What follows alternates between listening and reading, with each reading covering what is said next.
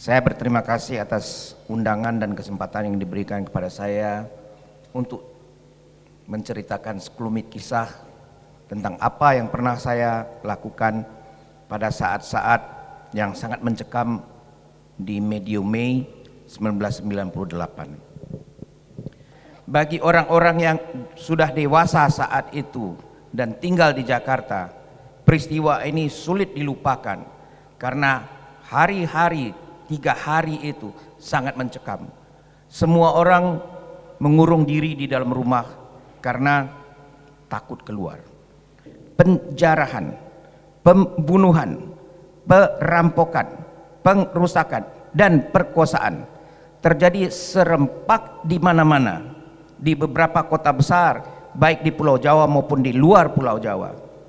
Sebagai dokter yang pernah menangani beberapa kasus yang ada hubungannya dengan pelecehan seksual, saya tahu benar bahwa kejadian ini betul terjadi. Saya saksinya, saya masih hidup. Banyak orang bertanya, mana mungkin perkosaan dilakukan di hadapan orang ramai? Bagaimana itu bisa terjadi? Saya tidak berbicara pornografi, tapi itu mengacu pada kenyataan bahwa orang-orang ini adalah orang-orang yang terlatih.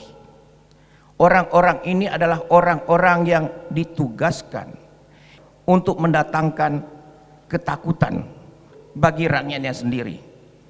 Dan etnis tertentu itulah yang dijadikan sebagai kambing hitamnya, karena mereka adalah minoritas yang tidak punya akses ke kekuasaan, mereka tidak punya akses ke bidang politik, dan gampang sekali menyulut kebencian dengan alasan kesenjangan ekonomi yang dialamatkan kepada etnis Tionghoa ini. Saya teringat akan kasus seorang ibu muda yang mengalami gangguan jiwa, dan saya sempat juga menangani pasien yang sengaja menjatuhkan dirinya dari lantai 3 ke bawah dan menderita patah tulang dalam berbagai bentuk dan rontoknya banyak gigi. Dan dari rumah sakit beliau ini dipindahkan sesudah dirawat 2 hari segera ke Singapura. Ada juga beberapa hari sesudah medium Mei, kepada saya dibawa seorang anak gadis belasan tahun usianya yang kakinya bengkak, bernanah, merah, dan ketakutan. Itu diambil dari Jembatan 5. Ada sekelompok orang menyerang dengan menggunakan kata-kata yang kasar dan arahannya adalah kekerasan seksual. Dan si gadis ini dalam rangka menyelamatkan diri berlari dan menginjak pecahan kaca sehingga kakinya bonyok, infeksi besar, tetap tidak mau keluar dari persembunyiannya sampai ada relawan yang menemukan dia dan membawa ke saya. Saya waktu itu tergabung dengan tim relawan untuk kemanusiaan juga. Saya adalah anggota Suara Ibu Peduli dan anggota dari Kalyana Mitra. Mengapa ini terjadi dan apa kaitannya dengan situasi saat itu? Ibu kota negara seperti Jakarta dalam tempo 3 hari kosong kekuasaan. Tidak ada yang berwenang, negara tidak hadir di Jakarta pada saat itu dan di beberapa kota besar lainnya baik di Jawa maupun di Sumatera. Seolah-olah kebiadaban ini dibiarkan terjadi. Saya tidak mau mengatakan bahwa seluruh korban adalah dari etnis Tionghoa. No. Kalau kita lihat apa yang terjadi di Klender, itu banyak loh orang-orang yang saya tidak senang menggunakan istilah pribumi dan non pribumi. Saya adalah orang yang banyak sekali berkeliaran di daerah-daerah terpencil. Di sana tidak laku tuh istilah pribumi non pribumi. Di kita di sini yang banyak.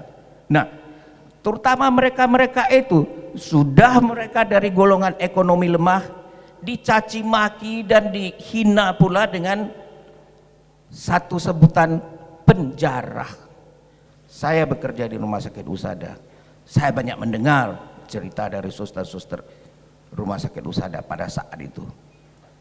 Mereka yang mau pulang, mereka yang kebetulan ada di jalan, ketika bertemu dengan kelompok-kelompok geng-geng itu, mereka ditanyakan tentang suku mereka. Lihat di toko-toko, di rumah-rumah,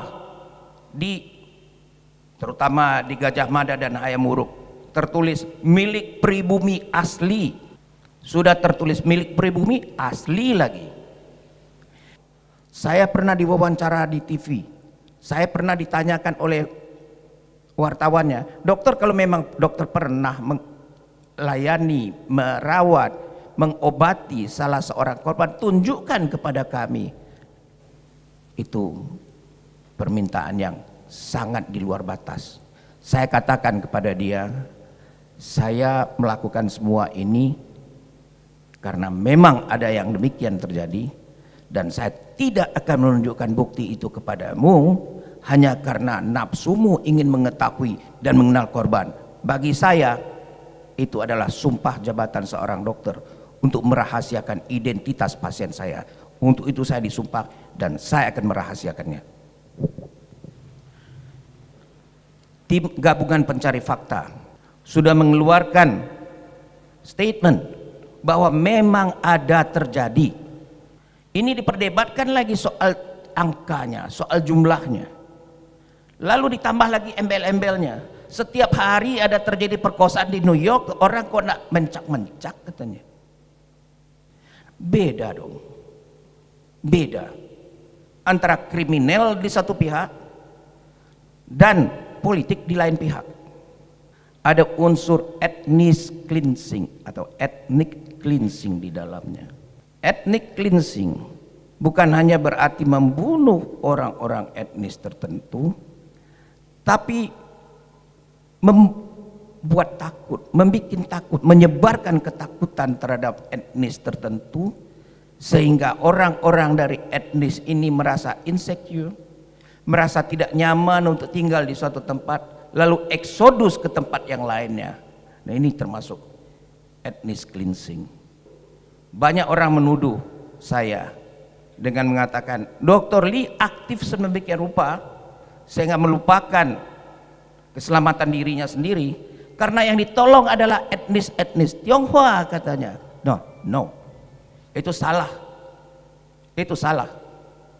Siapapun yang menjadi korban perkosaan tidak menjadi persoalan apa etnisitasnya, tapi kejahatan kemanusiaan yang dilakukan, itulah yang mau kita perangi.